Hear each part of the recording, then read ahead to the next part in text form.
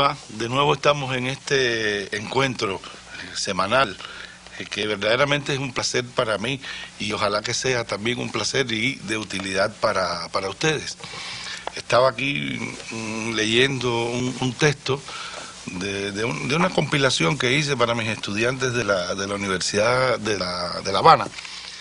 Y en aquel momento, hace ya algunos años, cuando hice esta compilación, incluí un libro de un psicólogo brasilero, Flavio Gikovati, a quien tuve la oportunidad de conocer. El texto se llama Hacerse Libre, y es sobre la condición real de la libertad del ser humano, de su libertad interior, de cómo sus modos de pensar, su realidad existencial son claves para que verdaderamente sea o no un hombre libre.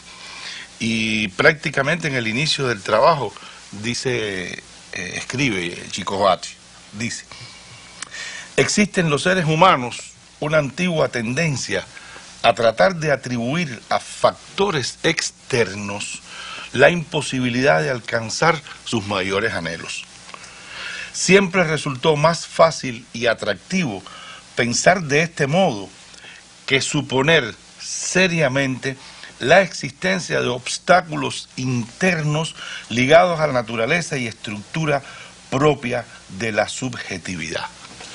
Es decir, concluye más adelante, más que los factores externos, son los conflictos interiores los que nos impiden ser libres. Es una idea bien interesante y muy importante para la psicología, la comprensión de la psicología humana, pero yo diría que también es una idea muy importante y muy operativa para entender las funciones, las posibilidades reales que tenemos nosotros en nuestra vida.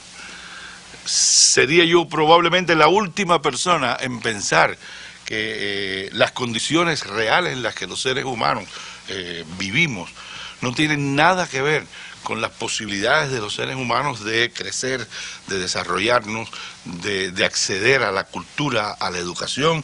Estoy claro en que las condiciones determinan con mucho la vida de las personas, pero también estoy claro que la diferencia esencial entre los seres humanos y cualquier otra forma de vida en el universo que conocemos, la esencia del ser humano es su capacidad de sobreponerse, de subirse, de por encima de sus condiciones construir su posibilidad real de tener una vida digna, de una vida honrosa, de una vida presidida por el bienestar.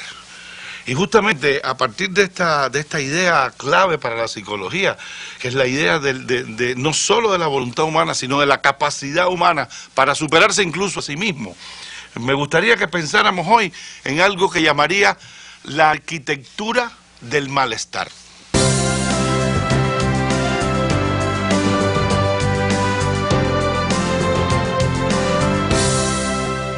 El malestar, digamos esa sensación muchas veces indefinida, que también muchas veces se mantiene en el tiempo y nos sentimos mal, como su nombre lo indica, es esa sensación de estar mal, de estar físicamente mal y de estar sobre todo psíquicamente, subjetivamente, espiritualmente mal.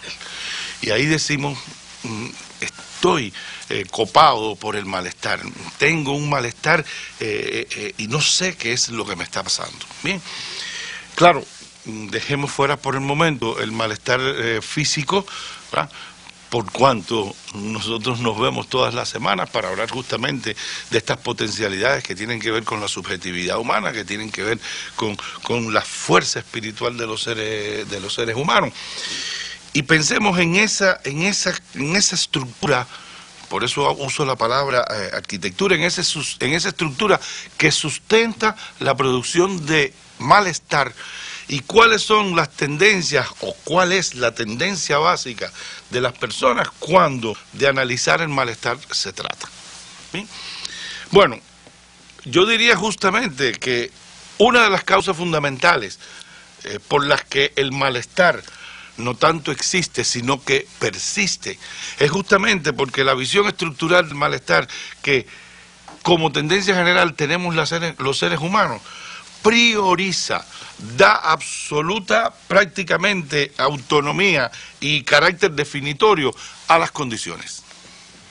Entonces nosotros decimos, el malestar se produce porque la situación en la que estamos no es coherente, no es la mejor, no es la adecuada con nuestras expectativas, con nuestros proyectos, con nuestros gustos, con nuestras necesidades. Entonces, claro, si miramos al malestar desde una estructura en la que nosotros somos sencillamente víctimas de las situaciones, tenemos un gran problema. Solo modificando esencialmente las condiciones nosotros pudiéramos tramitar la desaparición, la disminución del malestar. Y yo los invito a que nos preguntemos, ¿y quién genera esas condiciones? Bueno, pues las condiciones que pueden producir malestar para ciertas personas, las generan otras personas. Por lo tanto, no pudiéramos entender la estructura del malestar humano, de nuestro malestar personal, sencillamente como mirando a las condiciones, como mirando a las instituciones que nos generan. No, detrás de esas condiciones, inmersos en esas condiciones, produciendo esas condiciones, hay otras personas. Por si esto fuera poco, yo diría, hay otras personas que generan condiciones que nos producen malestar. Bien, ¿y qué pasa con nosotros? Asumimos el malestar, aceptamos que nos sentimos mal, nos resignamos ante la producción de malestar por las condiciones, las instituciones y las personas que en ellas viven y producen ese malestar. Entonces, de alguna manera, nosotros tenemos también una posibilidad de definir actitudes distintas frente al tema de malestar. O somos sus cómplices, y cómplices quiere decir, sobre todo, nos resignamos, nos adaptamos, nos adecuamos, aguantamos, asumimos actitudes sumisas, o sencillamente somos efectivamente las personas que no nos vamos a dejar pasar, que no nos vamos a permitir de ninguna manera vivir en el malestar.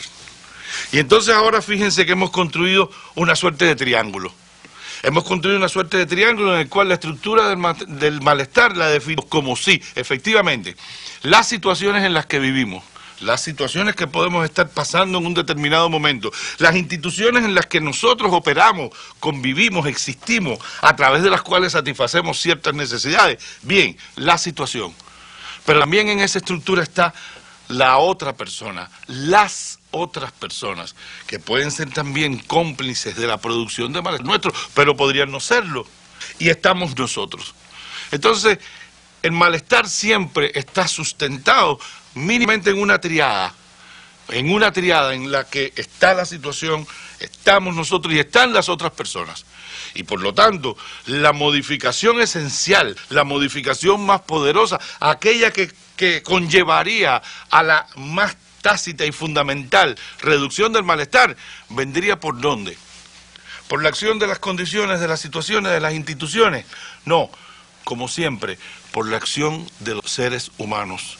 Somos nosotros, junto a las otras personas, y esas otras personas sensibilizadas con nosotros, quienes podemos cambiar definitivamente esa estructura y hacer que esa relación entre yo, los otros y las condiciones, lejos de producir malsanidad, lejos de producir malestar, pues produzca justamente lo que todos los seres humanos ansiamos: bienestar, felicidad, riqueza espiritual.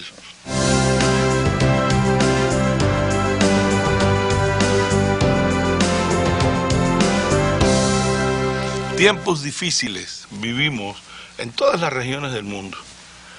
También uno debería pensar, ¿y cuáles tiempos no fueron difíciles? La vida representa una conflictividad natural, la vida representa una contradicción de la cual algunos salen creciendo, salen por el camino justamente de su desarrollo, de su felicidad, de su bienestar, y otros definitivamente se quedan por el camino. Y uno de alguna manera está necesitado tomar una posición clara, definitoria, entre otras cosas porque se trata de la vida, de la única vida que vamos a tener. Y en este sentido rememoro siempre una frase que es bien contradictoria con las representaciones a veces naturales que las personas nos hacemos de la realidad. Las personas a veces culpamos definitivamente a nuestra historia, cómo fueron nuestros padres, si nos trataron bien, si tuvimos posibilidades, si no. Culpamos a todo lo que nos sucedió de lo que somos. Pero tendríamos otro modo de pensar. Nosotros somos, sobre todo, lo que seamos capaces de hacer con lo que intentaron hacer de nosotros. Lo que seamos capaces de hacer con lo que han hecho de nosotros. Lo que seamos capaces de hacer con las peores condiciones en las que nosotros podamos vivir. Ellas pueden construir una estructura que nos lleva definitivamente por el camino del malestar. Pero nosotros podemos construir una vida que nos lleva por el camino del bienestar, de la felicidad. Y eso es definitivamente enriquecimiento y crecimiento humano. Y eso es definitivamente lo que vale la pena.